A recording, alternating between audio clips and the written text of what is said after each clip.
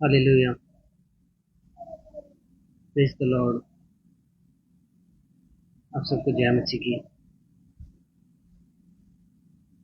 प्रभु आप सबको बरकत दे। हम प्रार्थना करते हैं।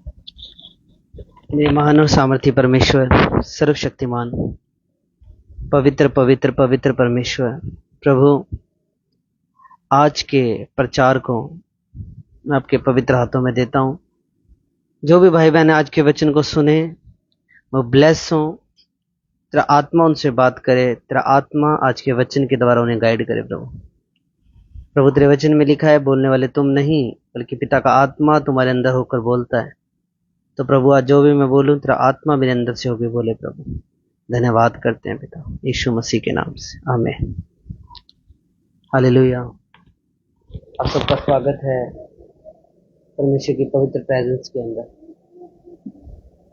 हालेलुया। तो आमीन। परमेश्वर का धन्यवाद हो। हालेलुया। आप सबका स्वागत है। प्रभु आप सबको ब्लेस करे। तो आज का जो वचन है, कलाम है जो आज का, वो वचन है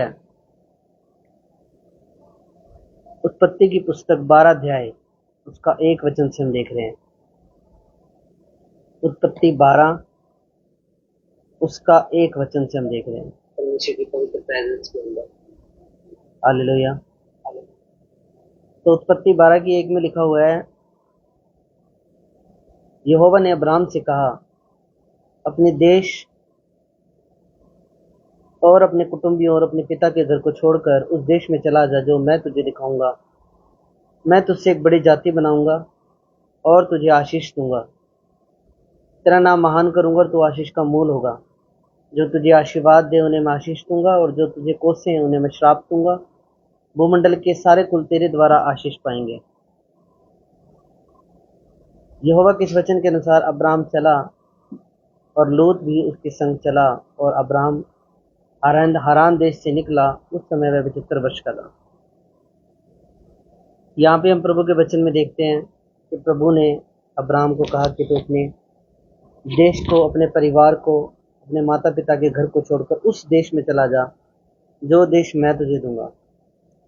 जब परमेश्वर ने अब्राहम को बुलाहट दी तो बुलाहट के टाइम के ऊपर प्रभु ने उसको बोला कि तुझे सब कुछ छोड़ना है मेरे लिए।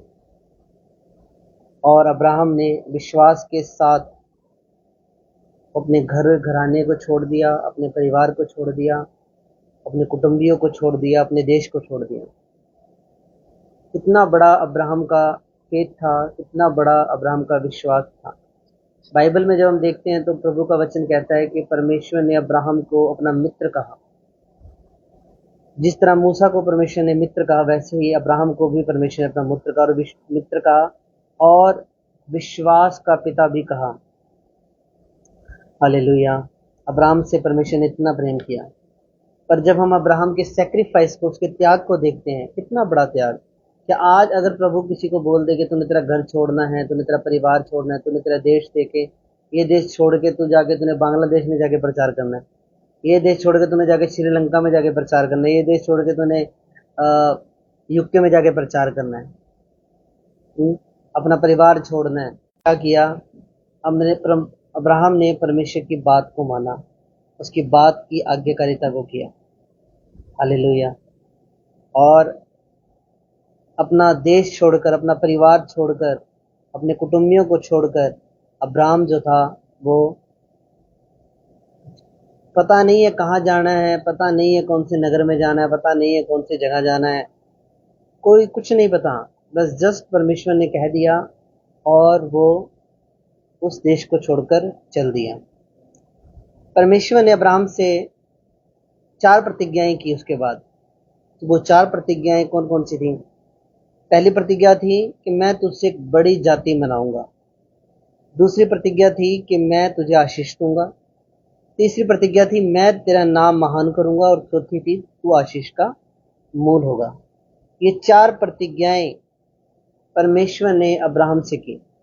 और इन 4 प्रतिज्ञाओं के अंदर जब हम देखते हैं तो एक चीज हमें देखने को ये मिलती है कि कहीं ना कहीं ये जो आशीष प्रभु ने दी, ये प्रतिज्ञाएं जो अब्राहम को परमेश्वर ने दी अब्राहम को, तो वो कहीं ना कहीं ये भी लगता है कि दूसरों को आशीषित करने के लिए प्रभु अब्राहम को बुला रहे हैं। प्रभु कह रहा है कि तेरे द्वारा दूसरे कुल, तेरे द्वारा दूसरी जातियां भी ब्लेसिंग और आशीष को पाएंगी।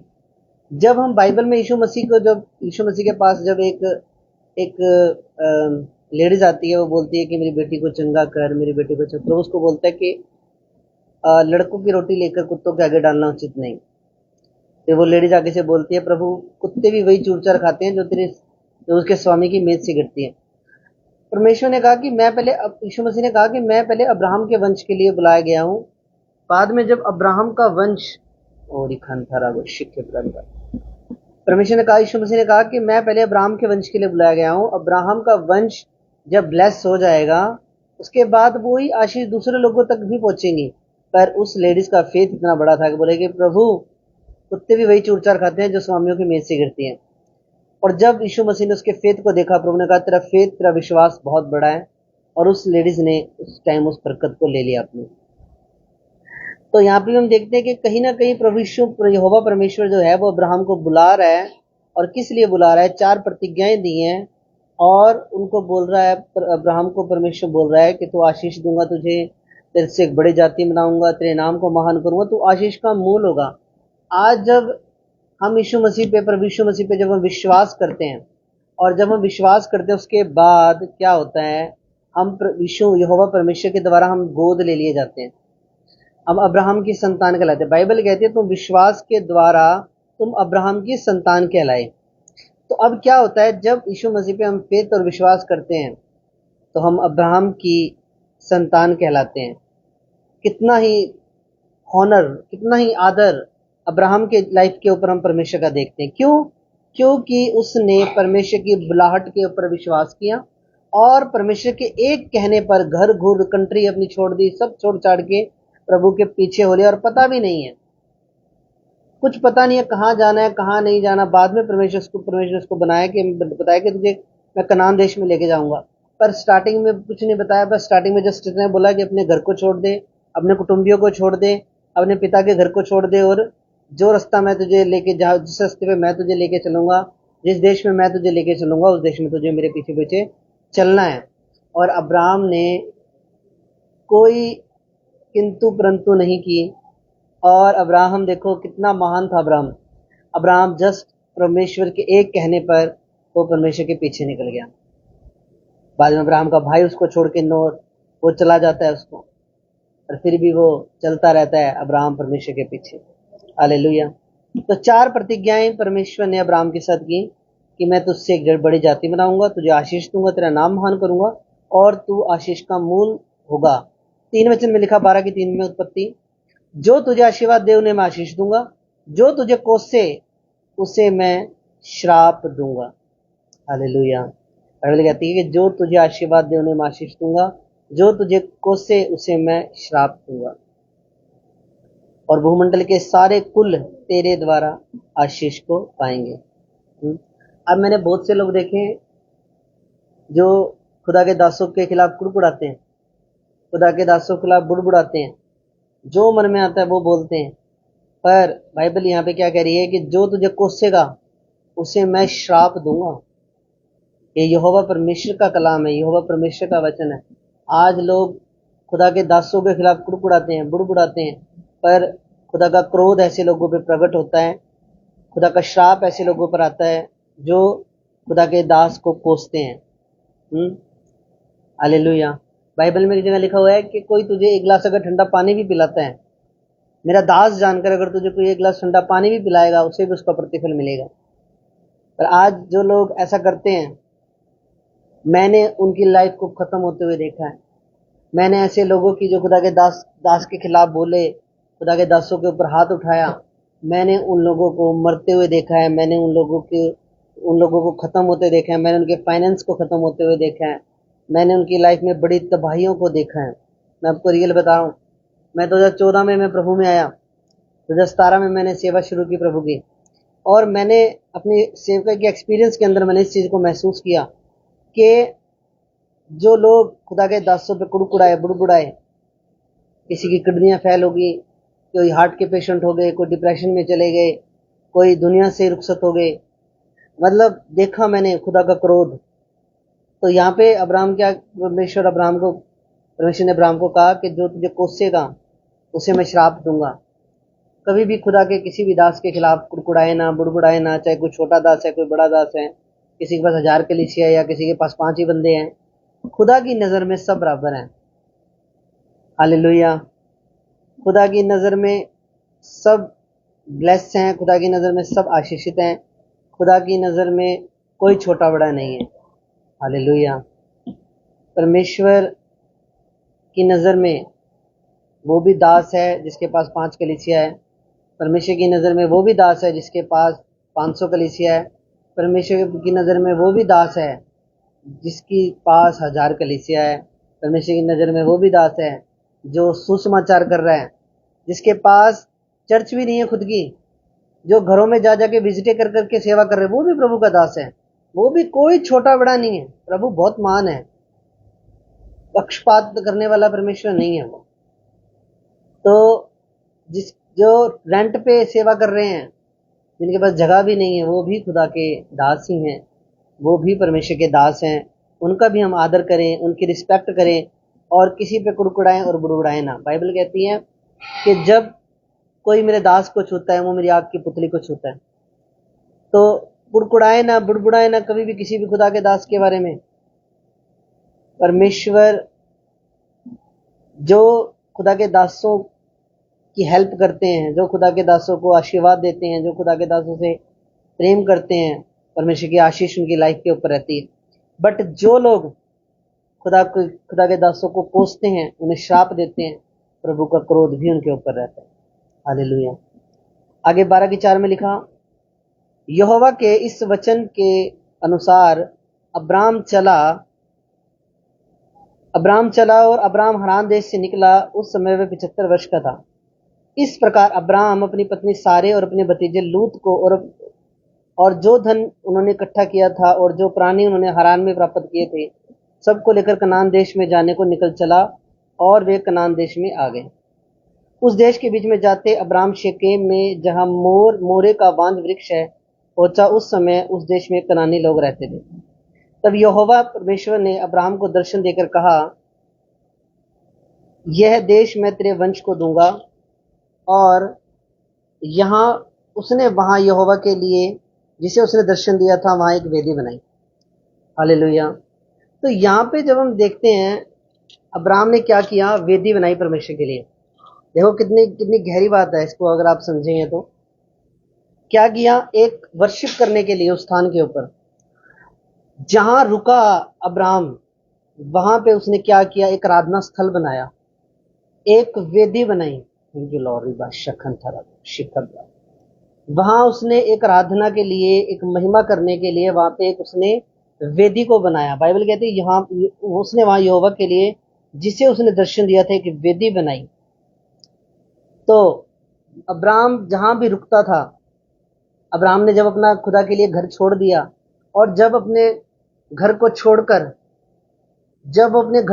निकल गया, जब परमेश्वर ने उसको बोला कि अपना घर छोड़ दे, अपने कुटुंबियों को छोड़ दे, अपने परिवार को छोड़ दे, और जो देश मैं तुझे दिखाऊंगा उस देश में जाके तूने रहना है। और जब वो घर से निकला, उसके बाद जब वो आगे चला और जब एक जगह पे पहुंचा, तो क्या बनाई, सबसे पहले वेदी बनाई। और वेदी किस लिए बनाई, ताकि उस वेदी के ऊपर आराधना स्थल बनाया, ताकि उस वेदी के ऊपर वो परमेश्वर की महिमा को कर सके, परमेश्वर के लिए बलिदान को चढ़ा सके और परमेश्वर की आराधना वो कर पाए। देखो जहां जब भी अब्राहम रुकता गया, वहां जरूर उसने कोई ना कोई वेदी बनाई, आराधना स्थल बनाया, ताकि वो वहां पे रह के प्रभु की महिमा को कर सके। हालेलुया। तो कितना इम्पोर्टेंट है, कितना मतलब अब्राहम जो की लाइफ को जब हम देखते हैं, तो अब्राहम ने आराधना करने के लिए कितना ज्यादा वो एक्साइटेड होता था। उसका जो पहला स्थान रहता था, अब्राहम का जो पहला स्थान रहता था, वो रहता था आराधना करनी, महिमा करनी परमेश्वर की। उसका जो प्राथमिकता थी, जो अब्राहम की प्राथमिकता थी, वो क्या थी, आराधना करना और परमेश्वर के साथ संबंध को बनाए रखना। परमेश्वर के साथ संबंध होना बहुत ज्यादा जरूरी है।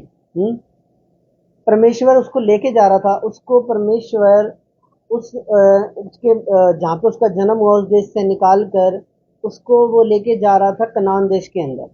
और जब कनान देश के अंदर लेके जा रहा था, फिर भी उसने जहां जहां भी वो रुका, जहां जहां भी वो रास्ते में उसने अपने तंबू बनाए, अपने तंबू खड़े किए, वहां वहां पे उसने एक वेदी बनाई और उस वेदी के ऊपर उसने परमेश्वर पिता की महिमा को किया। हालेलुया। अब आगे देखो, एक वचन और पढ़ते हैं हम आगे।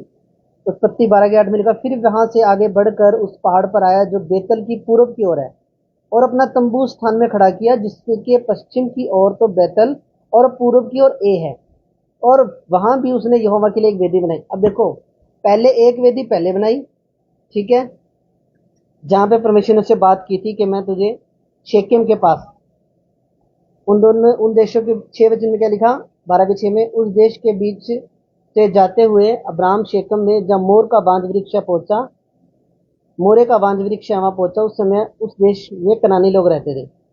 अब देखो, एक तो वेदी यहां बनाई मोरे के बांज वृक्ष के पास, और दूसरी वेदी कहां बनाई। अब दूसरी वेदी बनाई अब्राहम ने पश्चिम की ओर, बेतेल के पूर्व की ओर ए है, वहां पे उसने दूसरी वेदी बनाई और वहां पे यहोवा से प्रार्थना की। आप देख रहे हो माइंडसेट, आप अब्राहम का माइंडसेट समझ सकते हो। वो परमेश्वर की प्रेजेंस के नीचे है। वो पहला स्थान उसका क्या है, वो जहां भी रुक रहा है, स्टे कर रहा है, वो क्या कर रहा है, वो वहां पे परमेश्वर की वेदी को बना रहा है, वो वहां पे परमेश्वर की वेदी को स्थापित कर रहा है ताकि वो वहां पे परमेश्वर से प्रार्थना कर सके। हालेलुया। ये क्वालिटी थी अब्राहम के अंदर, प्राथमिकता। यहां तक कि भी जब परमेश्वर ने अब्राहम से उसका बेटा मांगा, वो बेटा जो उसको 100 साल की एज में दिया था, जब परमेश्वर ने उसके विश्वास को टेस्ट करने के लिए उसके बेटे को मांगा, बोला कि अब्राहम अपने बेटे को मेरे लिए बलिदान कर दे।